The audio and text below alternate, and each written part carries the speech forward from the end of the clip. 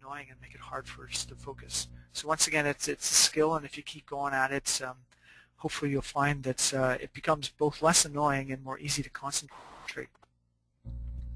One other person said about a third of the way in, I started to feel, or started to frequent yawning and felt slightly heady towards the end. And the pain in my back was distracting. So if we consider the first bit, the sense of yawning, it's really, really frequent for people to start to do this. It can be because the breathing technique is so different from the way you're breathing at rest now that you start to almost like you need more oxygen. And we know that yawning sometimes can be an indication that you're getting less oxygen than normal. And this sometimes happens when people start to do breathing techniques that are good, is they start to yawn. But the other thing about yawning is yawning sometimes is a stress reaction.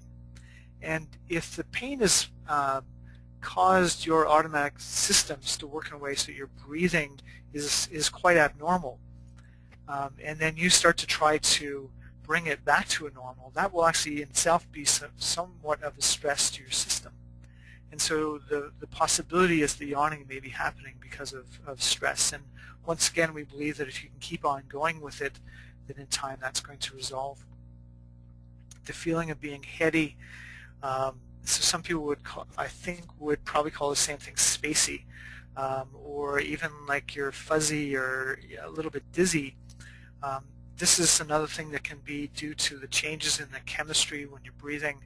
If you're so used to breathing shallowly and then you start to breathe in a more calm manner, what can happen is you change the amount of oxygen in your blood and carbon dioxide in your blood, and these can then create these sensations of feeling dizzy or heady. So if you're finding that, what you probably want to do is just slow down on the technique, or maybe not do the technique as long. Other people feel spacey, just feel because the technique can almost make you feel like your body is light. And sometimes what people do is they, while they're doing the breathing technique, they try to have their attention focused both on the breath awareness but also on the feeling of their body on the floor. So for some people, if while you're doing a breath awareness or breathing practice, if you can divide your attention so that you feel your feet on the floor and your body on the chair, so divide your attention between that and the breathing technique, sometimes that will make you feel less sort of spacey or airy. And then the last comment here about the pain in the back being distracting, that's so true, and that's exactly what we're trying to almost fight against or challenge here is how do I keep on drawing my attention back away from the pain and onto what I want, and that's the practice that you want to get better at. We also got this comment, I never really noticed the subtle nuances that Neil was pointing out until he mentioned them all, the texture, sound, length, movement, spaces, pain effects. There's more going on in the simple stuff than we give thought to. And I guess it's a lesson in presence and awareness. And that's part of the breath awareness practice, is to start to realize, yes, that there is so much more going on. Because a lot of times people find that they can't just focus on their breath. But then when you start to pay attention to sound and feeling of the breath moving and feeling of your body moving and all these different aspects of your breath, it gives you enough to do that you can actually pay attention to it better. And that's often what we need to do at first is when we're under a lot of stress and a lot of pain, if we're only asked to pay attention to one little thing, it's a lot harder than if there's a lot of different aspects of the breath to pay attention to. We also had this comment, breathing and being aware of my breath allows my body to relax. I could feel the tightest parts of my shoulders relaxing little by little. And this, of course, is, as I mentioned, this is what we're hoping will happen. And if you feel even the smallest bit of relaxation or more sense of softness in your body or peacefulness, that's what we're trying to go for. And you usually get it a little bit at a time. And as time goes on with practice, you'll get more and more. So we'll leave it at that for the comments that we got. And Tanya, I guess we want to open up to comments from people who are online now. Yes. So there are a couple in here based on people commenting on their experience. There was one who commented that my experience was really varied by whether I was full from a meal or too close to bedtime, etc. This morning was a good time. All experience is calming and relaxing, and it helps them to find a meditation time in the week, hopefully as a habit. Right. Yeah, and that's what we want to do, is find the habit. But the food, the eating. Traditionally, when we do breathing practices or when we do yoga practices, the direction was, or the guidance was, to not do it within 1 to 2 hours after eating. And that this would make a little bit of sense, because you're trying to calm down your physiology and take control of your physiology, and while you're digesting food, your body's going to be putting a lot of energy into that. And then the other thing is, if there's enough food in your belly, then it's going to make it harder for your diaphragm. Your diaphragm's going to, when you contract your diaphragm to breathe in, you're going to be pushing your diaphragm against a full stomach, and that's just will create, I guess, a greater demand, and could cause some discomfort in some people to be trying to do breathing exercises against a full stomach. That makes sense. And to tie into that, there was another comment. Sorry, I lost it there for a second. My pain is abdominal and quite frequently worse on inhalation, so this was harder to do at times. Right. That's a really great question, and it's something that I've seen a few times. That, typically, the instruction that we give people around breathing is to breathe abdominally, or to feel the sense that as they breathe in, their belly is expanding, and as they breathe out, it's relaxing back in again. If the pain is abdominal, one of the options that we have is to try to take the focus of the movement of breathing up into our rib cage. Now, the rib cage doesn't move that much, but one of the things that person with that comment could try is, as you breathe in, try to feel like your ribs expand out towards the sides of your body, and rather than trying to really get your belly to move in and out, see if you can expand your rib cage. So that would be the sides of your ribs and the ribs up even into your chest. While you do that, you want to try to feel that your collarbones aren't rising. So your chest is expanding, but you don't feel this big collarbones pulling up towards your chin kind of thing. But I'd say give that a try and see how that works. Very good. And then there was another one that someone commented when they learned Qigong. Qigong. I actually searched out loud places to practice so that I knew when my pain was at its worst I could concentrate over it. And for some of this might work also, but also might take some time. Oh yeah, and that last bit is exactly the point, right? So whenever we're learning something new, we want to try to learn it in the least stressful, calmest place. And so we learn how to do it there, and then we want to start to add stressors in. So it could be movements, or it could be thoughts, or it could be sound, anything that would agitate our system. And so what this person's saying is, what they've done is they've learned a technique, and then they started to go where there was something bothering, something loud, something bothering them more. And then as time went on, they were able to sort of master the technique in the face of stress. It's no different than if you want to teach someone how to shoot a basketball. You don't learn how to shoot a basketball in the middle of the final game of the system or season when there's 1 second left. We take that person out of all those stresses to a place where they can stand right underneath the hoop and shoot. And then in time we move them back, and then we get someone to stand in front of them, and then someone to try to stop them from shooting, and then we make them tired and then try to shoot, sort of do that same thing.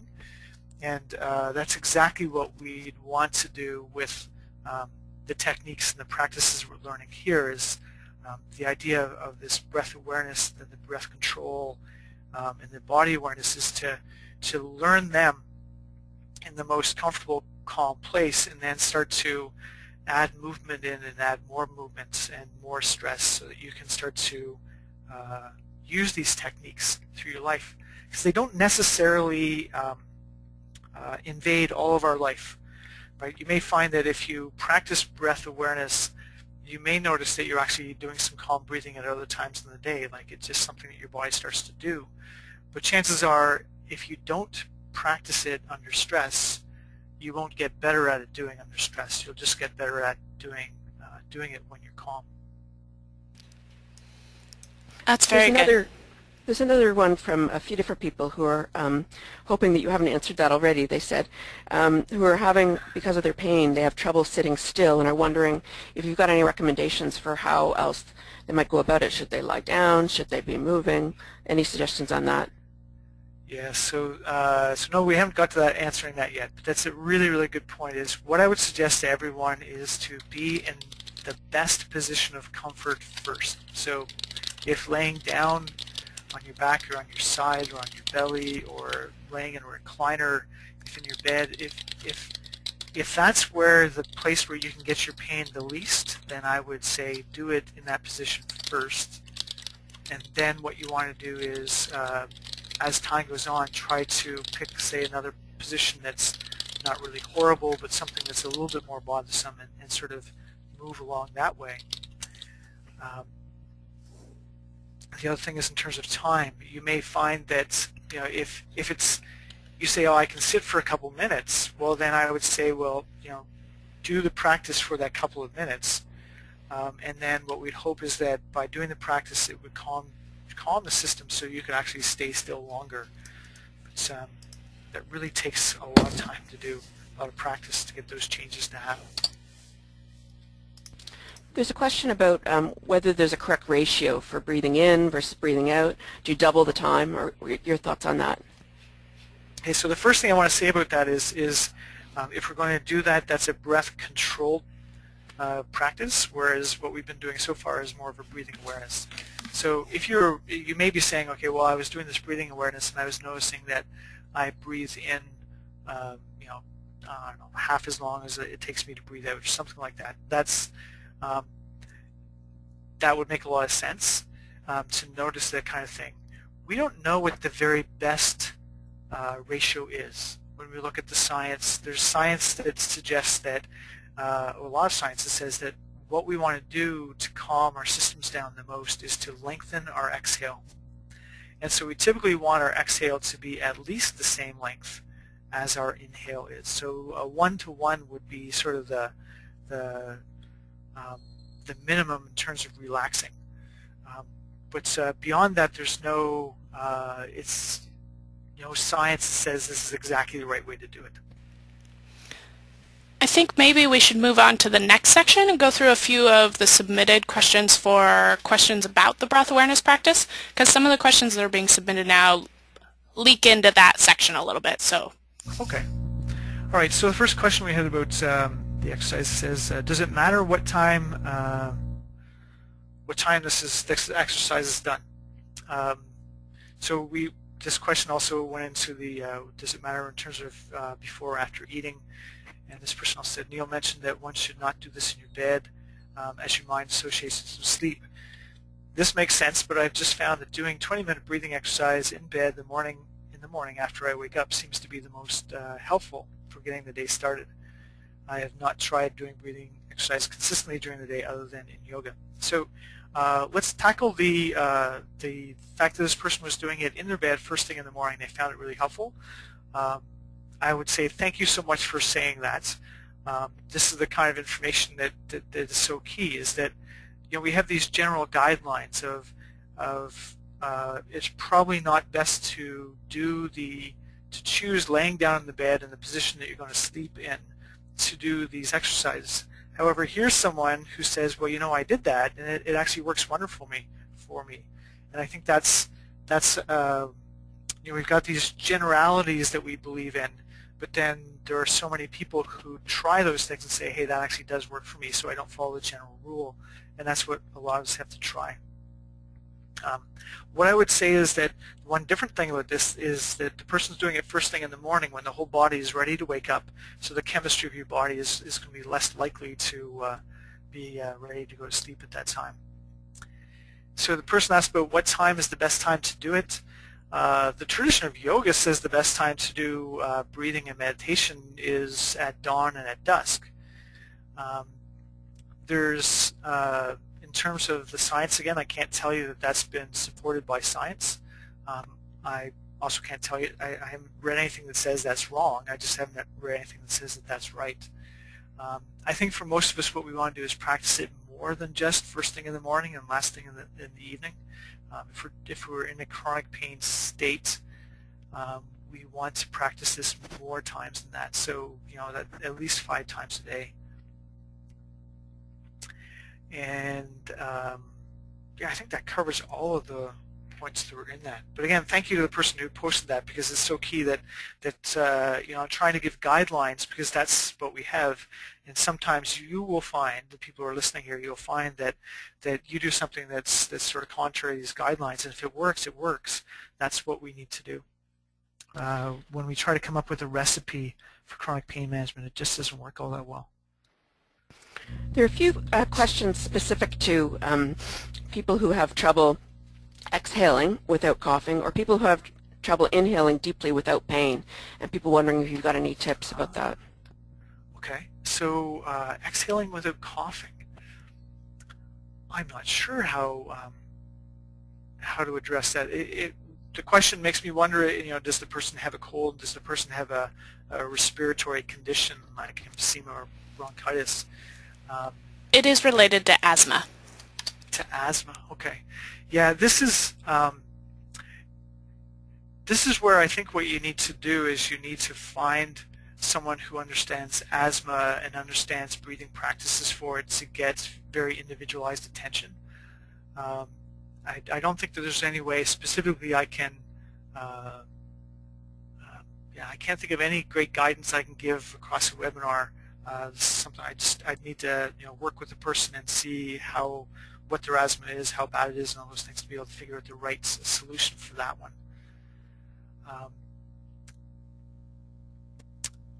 The other question was, no, I forget. Inhaling deeply without pain. Right. So what I would suggest is simple: is don't inhale deeply. Rather than focusing on deep breathing, what I would ask people to do is to think about making their breath last longer. So think about slowing down your breath so that when you breathe in and when you breathe out, it takes longer to do it, but you're not trying to turn your lungs into big bellows. So we nearly always hear people talking about deep breathing, and it's a fairly common thing that I've run into, where if we change the direction from deep to try to breathe longer and softer and smoother, this works better for a lot of people. So try that out. That would be the first step to try. If deep breathing is bothering you, slow it down and try to make it last longer and make it smoother. There's a question about tightening and relaxing muscles in conjunction with breathing control, and this person heard it's a good way to extend range of motion and flexibility. Your thoughts on whether that works with yoga or not? This person finds that a lot of their pain is triggered by tense muscles. Right. And actually, once we get around to the third of the webinars, sort of the third of the videos, it's specifically about releasing body tension. It's about becoming more aware of sensations in your body. And in that, you will be going through a practice of ever so gently engaging or contracting your muscles and then letting go. When we have chronic pain, we have so many times where the muscles just hold on for dear life because they go into protection mode. And sometimes it's been happening so much that we can't even feel it anymore. So when we can have the person gently engage them and then let go, it sort of helps to first learn where you're tense, but also helps to learn how to let go better. So we're going to talk a lot more about that after the third of the webinar videos, so I'll leave it at that for now.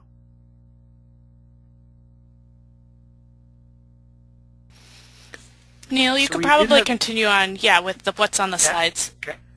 So we have this, how do you do this in public when pain spell starts? or happens. So the breathing awareness exercise isn't specifically intended to make your pain less right away. I think we need to go to the pain control techniques or other techniques that are much more focused on both calming the system and on pain management or pain care.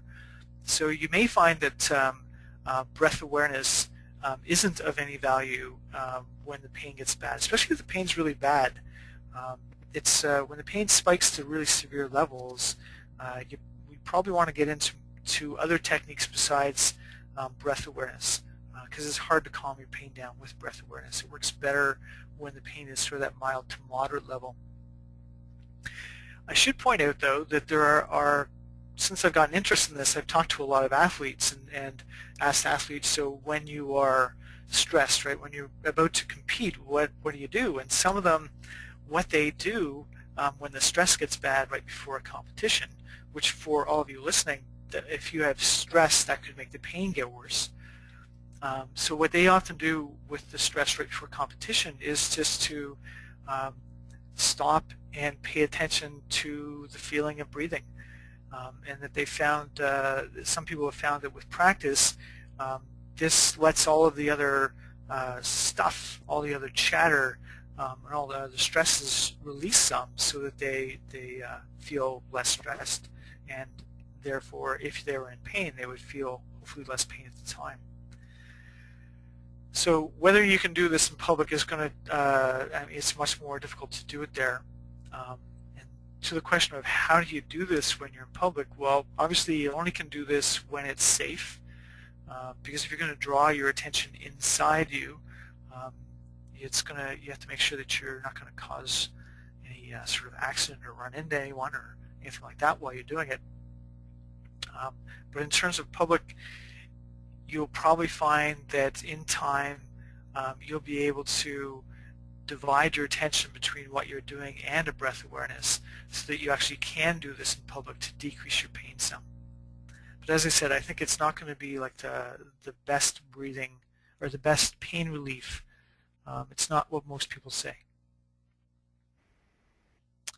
So the second one here is when I was breathing through my nose with my eyes closed, I felt some anxiety, almost like I was not getting enough air, but I was. Is fear and anxiety normal? So, well, fear and anxiety are definitely big aspects of chronic pain conditions, and because the system is so wound up, any stress that you have can start to bring on those as protective responses.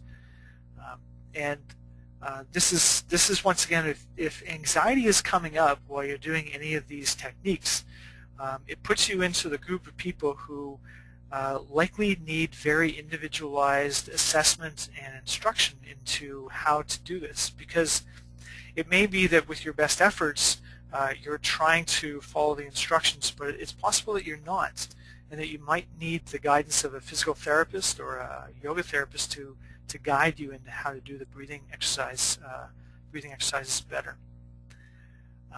But understand it is normal. A lot of people find that as they do it, do the breathing technique more, that as time passes it actually gets less. Other people need to get the assistance of some health professionals with this. The other one we got here is that sometimes I feel a tightness in my neck, chest, and somewhere between my belly and my pelvis. Does this mean that I am breathing with more intensity than I'm comfortable with? Once again, it's really hard to answer this question without watching this person breathe. It is possible.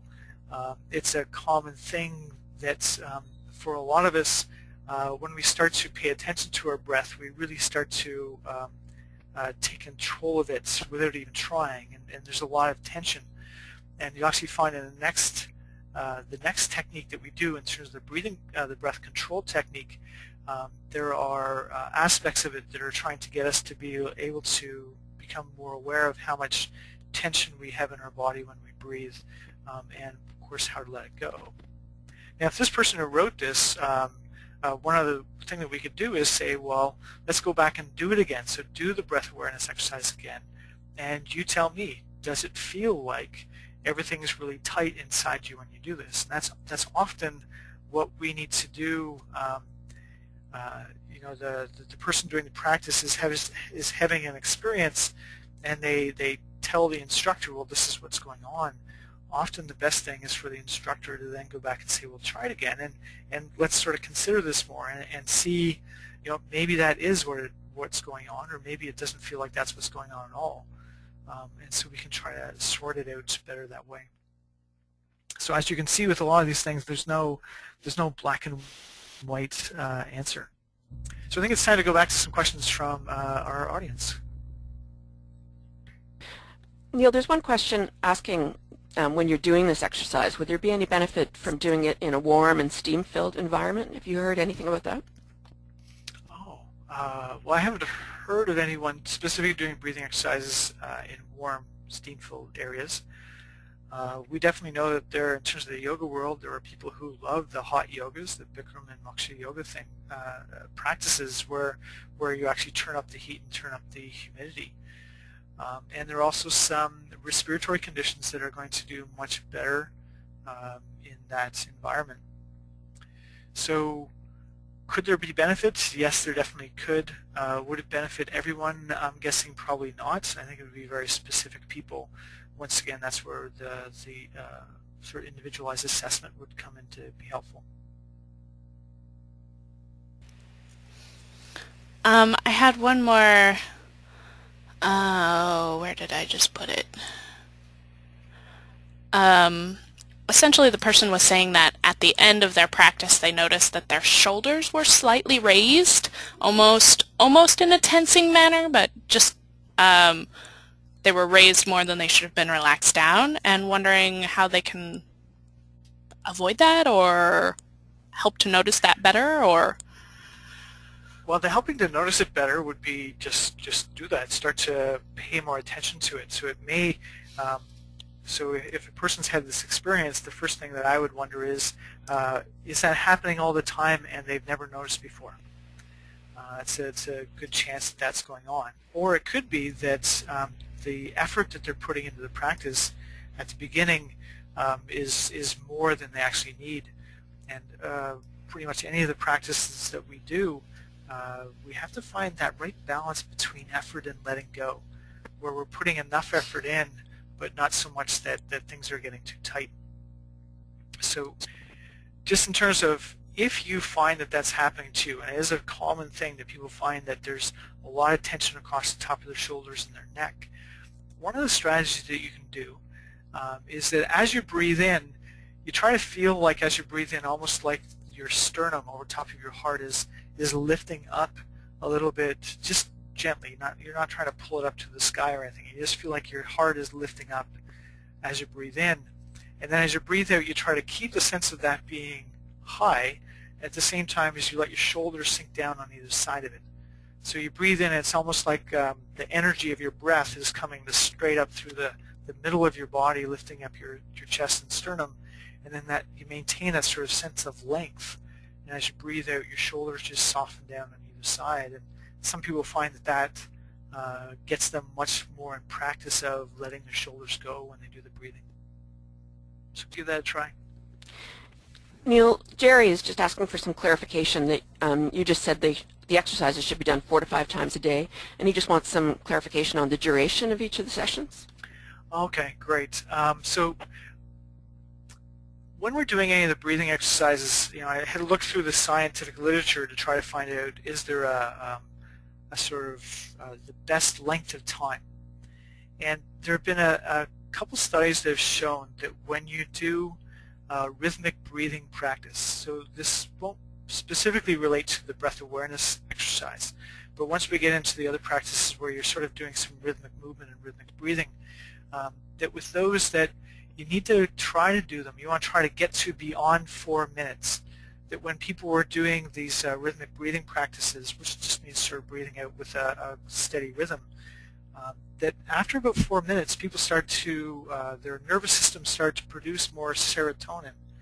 And serotonin would, they found it when they're looking at the spinal cord neurons, and serotonin is something that elevates mood, decreases stress.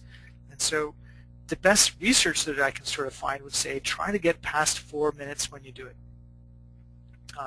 Beyond that, There was some research around breathing exercise that said that after about 15 minutes of doing it, you're starting to get changes in your immune system. But we actually just don't know the right amount of time. Now, if any of you listening are saying to yourself, well, I can't do this for 4 minutes, I can't stay still that long, I can't focus that long, it's just not possible, then what I would say is the duration you should be doing is the duration that you feel that you can do now without any big side effects. So if you can do this for 40 seconds, and that's where you're starting, start there and just keep doing it, and in time you'll be able to do it longer and longer and longer. And then if we look at the full duration, we say, well, if chronic pain is a nervous system issue, we're trying to make changes in the nervous system, we have to think, like, how much does it take? How much do we have to, how much time do we have to spend every day to try to get our nervous system to change? And once again, we don't know. But if you think of if you wanted to get better at playing ping pong or throwing darts, or if you wanted to learn a new language, how long would you have to practice every day to get the best benefits? We sort of have to look there. Once again, we don't have the exact number, but we know that it's more than 2 or 3 minutes a day. We know that most people, when they start to get some really good benefits from practices that change the nervous system, that they're probably working up in the past 30 minutes, up into the 60 or maybe even 90 minutes a day in the end with everything that they're doing. And once again, if that number is freaking you out, hearing, oh my God, spend an hour to an hour and a half every day, if you can't do that, then do what you can, because although the research doesn't support it, when we talk to people who are practicing this, they'll typically say, anything is better than nothing. So, so to get to try to make it black and white, I would suggest try 5 times a day for a minimum of 5 minutes at a time. And if you can do it longer, that would probably be better for you. But that would be as best of a guess of a guideline I can come up with. There's a question about spasticity, and this is from somebody with MS, wondering if a practice like this can reduce the spasticity as well as reducing the pain, and if you've heard anything about that. So yes, I have heard, and it's from other yoga. This is from the experiences of students in classes of other yoga teachers or yoga therapists. So I have some colleagues who teach yoga for people with MS, and they would say that yes, breathing awareness and breath control exercises, primarily because of the fact that they are decreasing stress, so they're calming down the fight-flight system, that's could be a big benefit for people with spasticity, whether it's from MS or from a stroke or cerebral palsy. These are problems that are quite different than the muscle tension that the rest of us have. This is where the nervous system itself isn't monitoring and controlling muscle tension properly at all. So I don't know that you can actually change the damage. Well, actually, I believe you can't change the damage that's happened to the nervous system in MS, but you certainly can affect spasticity through calming down the sympathetic nervous system in the fight-flight responses. Very good. I think we should probably move on to the next section because we are getting a little bit close to the time. Oh, we are too. Okay, so safety in yoga, and we'll have time to cover these kinds of questions more as we continue to go on, and they'll really relate to the last of the webinars. So the question is, how much pain should I tolerate while doing some specific yoga moves? I'm wondering about the costs and benefits, just seeking some clarification about pushing myself, or perhaps not. Just some general guidelines would be great. I know you cannot be specific anyway. Well, with this we will be a little bit more specific, and we'll get into it in the last of the webinars. But for now, if you are trying to do some of the physical postures of yoga, or actually if you're trying Tai Chi or Qigong or any of the exercises that you normally do, what I would say is the question here about the costs and benefits are probably the key thing to think of first is if you're doing this amount of exercise and have an increase in pain, do you regret having done it? If you're regretting having done that much activity, then it's probably you're saying that the consequences are outweighing the benefits. So you may say when you finish the activity, yeah, there's more pain, but I know this is okay because when I do this, I get to spend time with my family, or when I do this, I know I can keep my muscles strong. But yes, there's an increase in pain, and I believe that the benefit of that, the benefit of doing the exercise is greater than the consequence. And that's where I'd say is start with that as an idea. We're going to get more specific of this as we go on, but it's really, really key. If you regret doing it all the time, then chances are you're pushing too far. So another one we had was I have pain in a number of areas. I guess I go by listening to limits my body reminds me of. I was interested to think of pushing past those limits to extend my body, to extend what my body considers acceptable. Practicing only at home, should I get some help defining what is acceptable to push past? So for the person who asked this question, just go back to exactly what I just said about the benefits and consequences. For the vast majority of us, what we absolutely need to do is find the way to start to push our limits. We really, really believe that in chronic pain, the pain is no longer telling you the right time to stop. It's telling you to stop before you need to, based on the physical health of your body in most cases. So, but we don't want to recklessly go on and say, okay, well, if the pain's not, if the pain's not an accurate indication of what's going on in my body, I don't need to listen to it, because when people try that strategy, it doesn't work either. So part of what we're doing here is saying, okay, enough people have told us that when they can go back and reconnect with how their breath feels and how their body feels and try to calm their breath down and use those techniques while they're moving, they can actually start to move forward better. So enough people have talked about that. That's what we want to try to do with this series of webinars is, start with focusing on the breath awareness, and then next week will be breath control, and then the following week body awareness and body tension control, and then using all those things with movement. And what I've really found, and a lot of other people have found, is that by doing this, it allows us to push past those limits mindfully, not recklessly. So as I said, we'll get more into that as we go along. So this one is, how do I know when it's too much going into the pain? How do I find the balance between pushing, letting go, and too much for my slipped discs? So the first part of this all relates back to what we were just talking about, related to these other comments, except I want to point out for the last point here, the slip discs, is the wording slip discs, and I'm not sure if the person who wrote this understood, but there's this idea that discs can slip is just they can't. Discs are firmly attached in there to their spine. I mean, if a surgeon goes in and he wants to take a disc out, well, he doesn't go in and just pull it out. It takes him at least an hour to cut the thing out.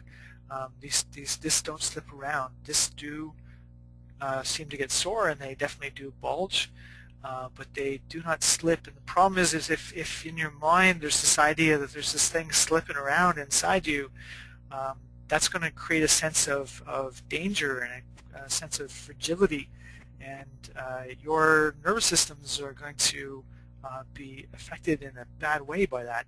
So if you've been led to believe that you have slipped discs, I would highly recommend that you get yourself to a physical therapist who can explain to you exactly what's going on there. I mean, there's lots of other healthcare professionals you could go see, but physical therapists are probably the ones that talk about this the most and easiest to get into. If you have an orthopedic surgeon handy, he can tell you too. As per the first webinar, do same cautions for osteoporosis apply to degenerative disc concerns? Well, degenerative discs, this is another tough one. It's a little bit like slip discs.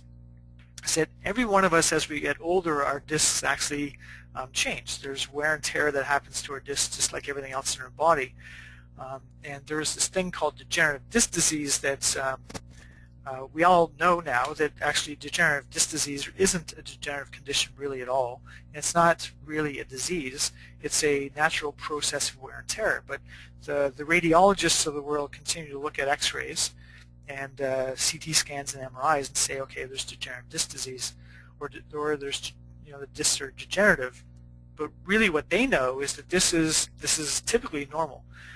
Now, there are some people in the world who have a very specific degenerative disc disease, but that's not the majority of us. So if you've gone to the doctor and the doctor said, you have degenerative disc problems, and the doctor sort of seems to have not made a big deal about it, then chances are you've got this general wear and tear that's happened in your spine. And the joke sort of is that we don't call the wrinkles on my face degenerative skin disease, and we don't call the gray silver hair I've got on my head degenerative hair disease. So we probably shouldn't be calling changes that happen in discs over time degenerative disc disease either. So in terms of what do you do about it, the chances are you do not need to have very many precautions, but once again, you really need to find the person who can tell you, and the person, whether it's a doctor or a physical therapist, it needs to be the person who both understands you, your condition, and can assess you, and who understands what's going on in yoga.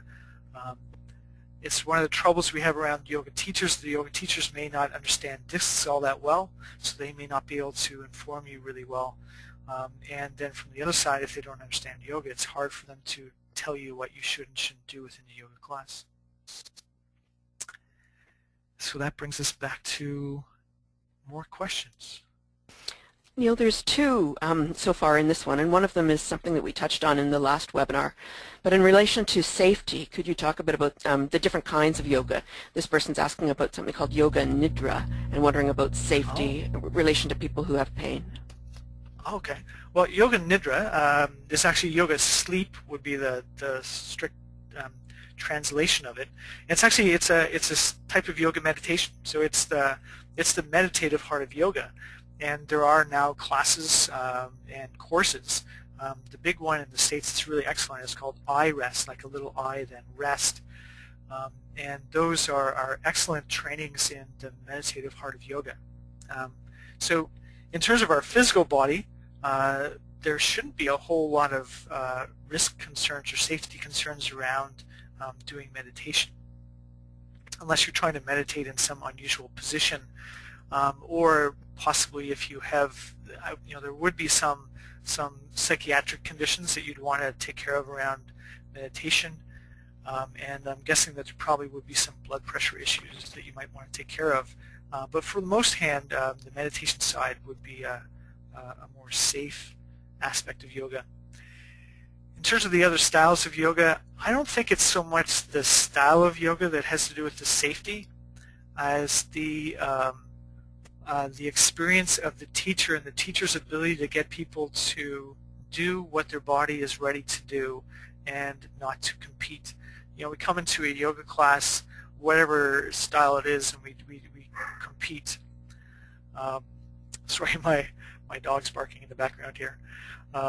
Anyway, we tend to compete, and so what we want to try to do is find a teacher who gets the class not to compete with themselves too much, not to compete with other people in the room, and that's probably the way to get the biggest safety, really, I think, is it's what the teacher is demonstrating and what the teacher is saying. Yeah, that's the way I'd go with it. Wondering if you've encountered much with yoga and scoliosis. What this person is wondering about, they have rods installed in their back and are wondering, can you do the yoga movements when you've got limited yoga and limited movement in the spine? This would definitely be one of the cases where I'd say you really need to get a good assessment by someone who can see, where you're limited, know where the rods are, how long they are, where they're positioned, all that. I think that's really, really important to get the right safety if you're going to be going into a yoga class and challenging yourself. If you're going to go to a restorative yoga practice where you are being propped up in these nice, comfortable positions, you probably don't need to worry about it with this. There is a lot of anecdotal evidence that people who have scoliosis and pain find that practices like yoga lead to way less pain. There's not a lot of evidence that it fixes scoliosis, although some people feel like when they do this, they get taller. They start to feel like they are straighter afterwards, but we don't have the scientific evidence to show that that's happening. Just a lot of people with scoliosis and pain saying that when they start doing yoga that they get better. So I would say it's a great technique to use, but you really need to have individualized instruction and care for something like that.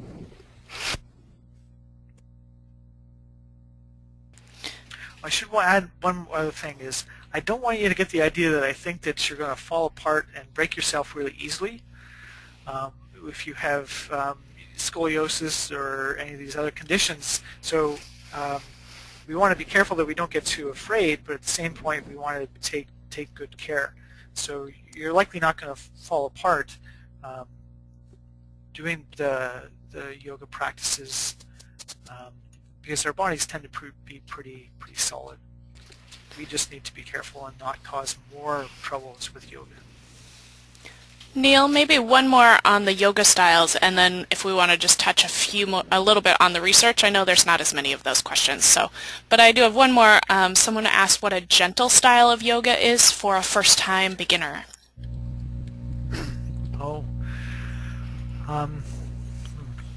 well, typically you'd want to look for yogas, things like usually beginners yoga in Kundalini would be physically gentle. Restorative yoga, Hatha, people often see Hatha, which is H-A-T-H-A, which just really actually is more to do with gentle yoga. Anusara as well would be gentle. I think the ones that I don't see as much gentle beginner work in would be Ashtanga, Power. A lot of the flow yogas aren't. Some of them are, though. I don't think Bikram's has any gentle beginners. I think the beginners is fairly strenuous. Hopefully that helps answer that question. There's so many styles, it's so hard to be able to answer it all. But if we move on to, there were some questions about research-related questions. I know we don't have a whole lot of time left, but there was one asking, has there been any research associating yoga helping with complex? So CRPS is complex regional pain syndrome, and there is I have not seen anybody try to do any research on this. I haven't seen any meditation research with people with complex regional pain syndrome. This is a condition that has been primarily been treated with sort of intense medical interventions, although as time goes on we're starting to get some research, especially the stuff by Lorimer Moseley, showing that there are self-management practices that people can do to help with some aspects of CRPS, but it's not yoga that he's suggesting to do. It's hopefully if you have CRPS, you've found a physical therapist who knows the work of Lorimer Moseley and David Butler, and hopefully has picked up their new book, the Graded Motor Imagery book, because it provides a lot of instruction in how you can use these techniques for the horribly severe pain and troubles of complex regional pain syndrome. Now we only have a couple minutes left, so we go for any other questions. I was going to say, I don't actually see any research-related questions. There was someone who was asking, to repeat what book that was for the CRPS? Oh, it's Graded Motor Imagery. And it's a book that you can only get from, the website is www.N as in Neil, O-I group, so NOIGROUP.com.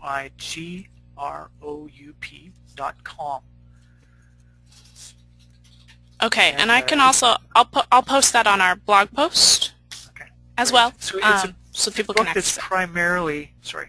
It's a book that's primarily for practitioners. But definitely people, what I've found is people who have complex regional pain syndrome become experts because they keep on running into healthcare people who haven't had a lot of experience with it. So often the book would be good for them as well.